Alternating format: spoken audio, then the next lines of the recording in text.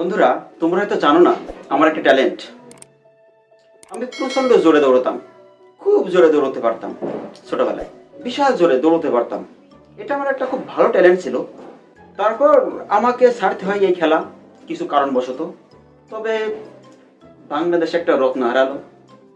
তো হঠাৎ করে আমি এটা কেন বলছি, কেননা আমি আজকে টিভি দেখার সময় দেখলাম যে হুসেন বোল্টের যে দৌড়ের যে ভিডিওটা ওটা আজকে দেখাচ্ছে, যে হুসেন বোল্ট ছুটছে, সবাই হাততালি দিচ্ছে, মানে কি একটা উত্তেজনা ভাব, স্টেডিয়াম ভর্তি লোক। এই লোক ভর্তি স্টেডিয়াম দেখে আমারও ছোটবেলার কথা মনে পড়ে গেল। আমিও ছোটবেলায় স্কুলে ওরকম হাততালি দিতাম। মানে যতবারই স্কুলে এরকম রেস হয়েছে প্রতিবারই আমি ফার্স্ট, আমি সবসময় ফার্স্ট, সবার ফার্স্টে আমি বের হতাম এই রেস থেকে।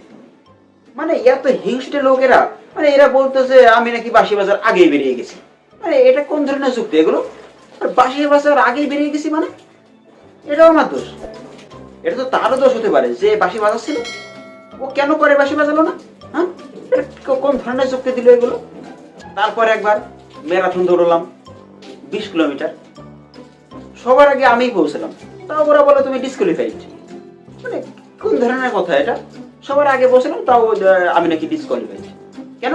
না, মাঝখানে তুমি একদিন সাইকেলে চলে এসছো। 20 কিলোমিটারের ভেতরে তো মাত্র 18 কিলোমিটার সাইকেলে গেছি, বাকি 2 কিলোমিটার তো গাড়িতে গেছি। সবার আগে তো পৌঁছেছি আমি। মানে এটা কি ধরনের অসভ্যের মতো কথা এগুলো? সেই থেকে আমি খেলাগুলো একদম ছেড়ে দিয়েছি। ফালতু খেলা একদম।